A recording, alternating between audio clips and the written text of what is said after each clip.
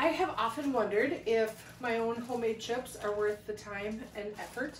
And so I'm going to conduct an experiment today using a Mission Flour tortilla, Olé Extreme Wellness whole wheat tortilla, and Olé Extreme Wellness high fiber tortilla. And then these that I eat a lot, I substitute this for bread pretty much, and it's the Santa Fe tortilla wraps with whole grain and flax. I apologize that I don't have a gluten-free tortilla because that would be an awesome thing to try. But if you did this with a corn tortilla, I know corn chips work to make because corn just gets crispier, but I have yet to kind of find a way to get crispy flour tortillas. The 3 different baking things I have, these are the V-shaped baking pans. You can make sweet potato chips, you could do kale chips in these, you can do regular potato chips. I'm gonna try a tortilla, see what that does. I'm also gonna try to just bake some on my stone. You'll see this is my handled pizza stone. I have a much older stone that's all black. This one is probably 10 years old. I'll pull out the 25-year-old. And this is my old one. This is a very well-seasoned stone. And the other thing I'm gonna try is the air fryer and just see if it makes a difference. This is a very large, expensive device. I'm trying to decide if it's something that we will use in our house. I got it for a very good price. Currently, only hosts can get this. If you host a party, and you can get it for 60% off, so for about $111. It is a 11.5 quart air fryer. So you can do a chicken, rotisserie, meatloaf. It holds quite a bit. So I have the tortillas, I have the kitchen spritzer that has olive oil in it, and then some coarse kosher salt.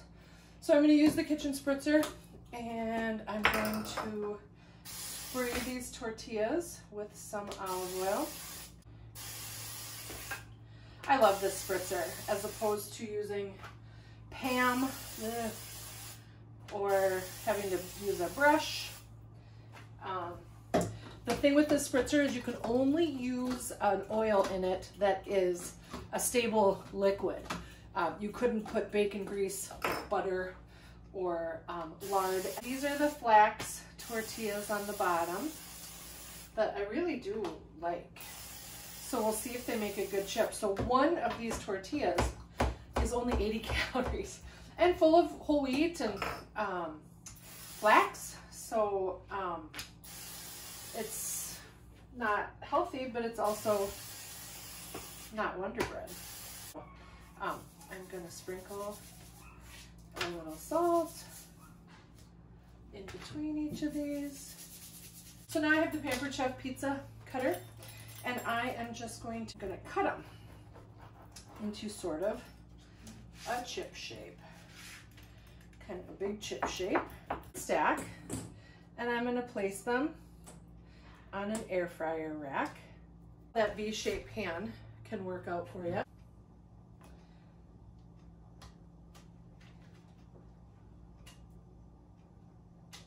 I do believe the thing, as you can see, is quantity.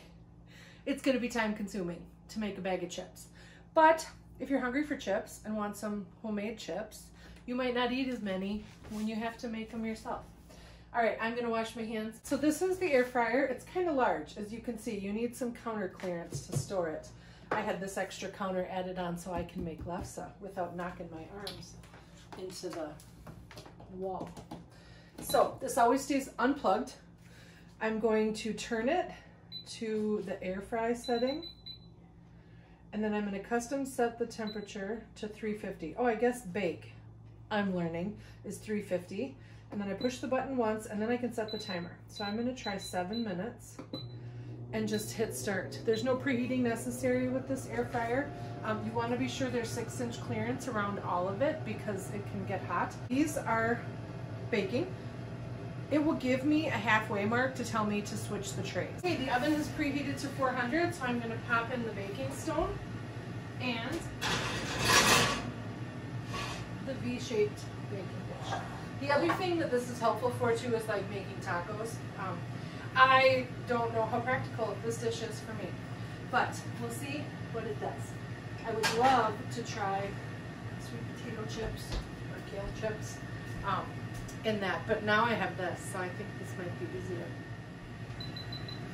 So the air fryer is beeping me, alerting to the fact that it's time to switch my trays. These are the little silicone grips, which are awesome for the air fryer. So I'm going to switch these top and bottom. I see the air in the fryer has moved them around a little bit. I'll flip that one over, see if it makes a difference since it's there. This is going to go on the top, this one on the bottom, and it just starts up again. I don't have to push any buttons. Okay, let's see what we have here in the air fryer. So they are crispy, for sure. Might be a little bit overdone, but I can always try a little less time on the next ones. I certainly did not need to flip them over. They did it all on their own.